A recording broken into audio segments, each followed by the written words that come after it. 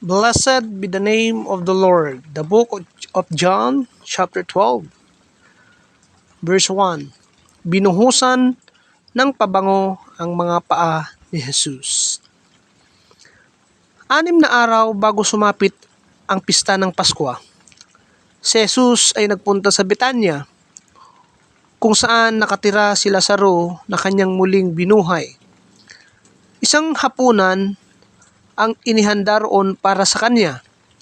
Si Lazaro ay isa sa mga kasalo ni Jesus, samantalang si Marta naman ay tumutulong sa paglilingkod sa kanila.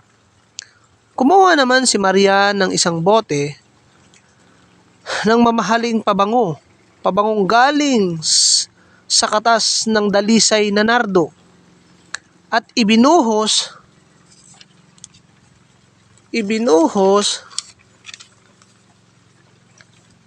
sa mga paa ni Jesus.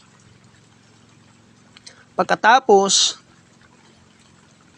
pinunasan niya ang mga ito ng kanyang buhok, at napuno ang buong bahay at ng halimuyak ng pabango. Ito'y pinuna ni Judas Iscariote, ang alagad na magkakanulo sa kanya.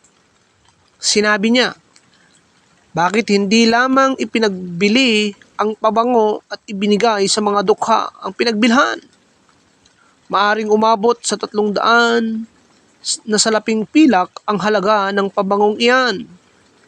Sinabi iyon ni Judas hindi dahil siya'y may malasakit sa mga dukha, kundi dahil sa siya'y magnanakaw. Siya ang tagapagdala ng kanilang salapi at madalas niyang kinukupitan ito. Ngunit sinabi ni Jesus, pabayaan ninyo siya. Hayaan ninyong ilaan niya ito para sa araw ng aking libing. Habang panahoy, kasama ninyo ang mga dukha, ngunit ako'y hindi ninyo kasama habang panahon. Ang balak laban kay Lazaro. Verse 9. Nabalitaan ng maraming Hudyo na si Jesus ay nasa Betanya, kaya't nagpunta sila roon upang makita siya at si Lazaro na kanyang muling binuhay, kaya't binalak ng mga punong pare na ipapatay si Lazaro, sapagkat dahil sa kanya'y maraming Hudyo ang humihiwalay sa kanila at sumasampalataya kay Jesus. Ang matagumpay na pagpasok sa Jerusalem. Verse 12. Kinabukasan, nabalitaan ng maraming taong dumalo sa pista na si Jesus ay papunta sa Jerusalem. Kumuha sila ng mga palapa ng palmera at lumabas sila sa lungsod upang siya'y salubungin.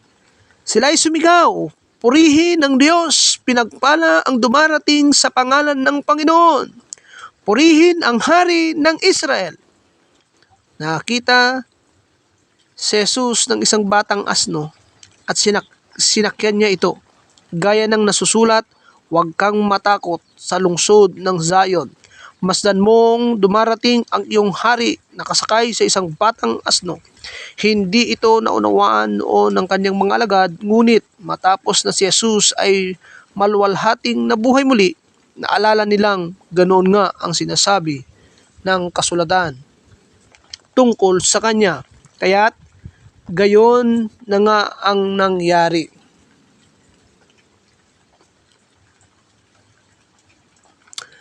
Ang mga taong kasama ni Jesus noong tawagin si Lazaro mula sa libingan at muli siyang itong binuhay ay nagpatotoo tungkol sa nangyari. At ito ang dahilan kaya siya ang sinalubong ng napakaraming tao.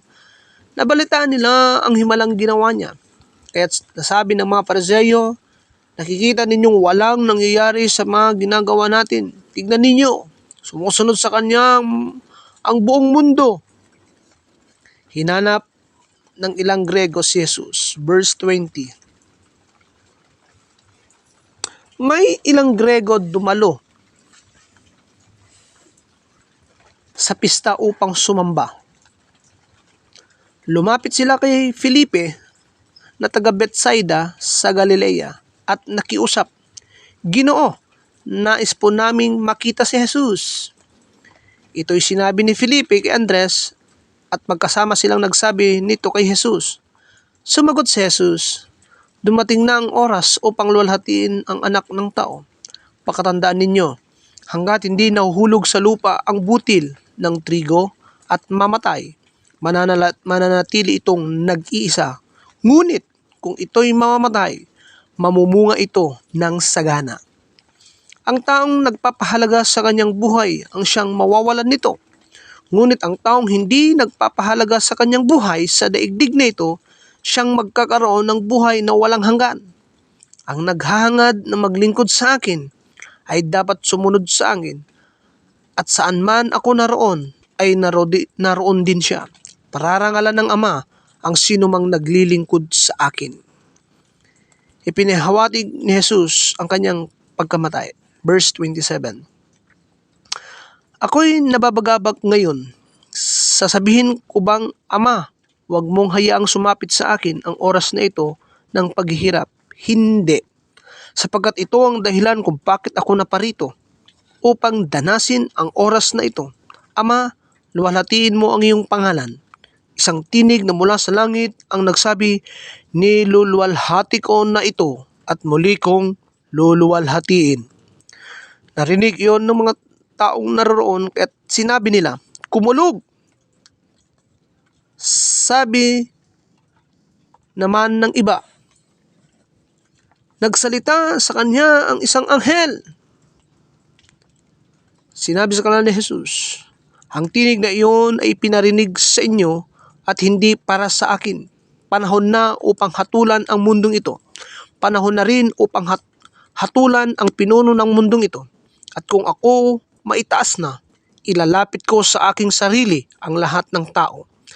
Sinabi niya ito upang ipahiwatig kung paano siya mamamatay. Sinagot siya ng mga tao, "Sinasabi sa amin ng kautusan ng Kristo ay mananatili magpakailanman. Bakit mo sinasabing dapat may taas ang anak ng tao? Sino bang anak ng taong ito?" Sinabi ni Jesus sa kanila, "Kaunting panahon na lamang ninyong makakasama ang ilaw. Lumakad kayo habang kasama pa ninyo ang ilaw upang hindi kayo abutan ng dilim. Hindi alam na lumalakad sa dilim kung saan pupunta. Sumasampalataya kayo sa ilaw habang kasama pa ninyo ang ilaw upang kayo maging mga anak ng liwanag." Hallelujah. Hindi sumampalataya kay Jesus ang mga Hudyo. Pagkasabi nito, si Jesus ay umalis doon at hindi na muling nagpakita sa kanila. Kahit na nasaksihan nila ang maraming himalang ginawa niya, hindi pa rin sila naniwala sa kanya. Nangyari ito upang matupad ang sinasabi ni Propeta Isaias, "Panginoon, sino ang naniniwala sa aming ibinalita? Kanino ipinakita ang Panginoon ng Panginoon ang kanyang kapangyarihan?" Hindi nga sila makapaniwala sapagkat tulad ng sinasabi ni Isaias, binulag ng Diyos ang kanilang mga mata at pinatigas ang kanilang mga puso upang sila hindi makakita ni makaunawa ang kanilang mga isip. Baka pa sila'y manumbalik sa akin at sila'y pagalingin ko. Sinabi ito ni Isaias sapagkat nakita niya ang kaluwalhatian ni Jesus at nagpahayag siya tungkol kay Jesus. Gayunman, marami ring pinuno ng mga Hudyo ang naniwala sa kanya, subalit hindi nila maipahayag ito dahil sa takot sa mga Pariseyo at baka sila'y itiwalag sa sinagoga. Mas ginusto nilang parangalan sila ng tao kaysa parangalan ng Diyos. Ang salita ni Jesus ang hahatol. Malakas na sinasabi ni Jesus, "Ang nananalig sa akin ay hindi lamang sa akin nananalig, kundi pati sa nagsugo sa akin. At ang nakakita sa akin ay nakakita rin sa nagsugo sa akin. Ako'y naparito bilang ilaw ng sanlibutan, upang ang manalig sa akin ay huwag manatili sa kadiliman. Hindi ako ang humahatol sa taong dumirinig ng aking salita, ngunit ayaw namang sumunod dito, sapagkat hindi ako naparito upang hatulan ang sanlibutan, kundi upang iligtas ito. May ibang hahatol sa mga ayaw tumanggap sa akin. at sa aking mga salita. Ang salitang ipinapahayag ko ang hahatol sa kanila sa huling araw. Sapagkat hindi ako nagsasalita ng mula sa sarili ko lamang, ang Ama na nagsugo sa akin ang siyang nag-utos kung ano ang aking sasabihin at ipapahayag. At alam kong ang kanyang utos ay nagbibigay ng buhay na walang hanggan. Kaya't ang ipinapasabi ng Ama ang siya kong ipinapahayag. Glory to God. Blessed be the name of the Lord.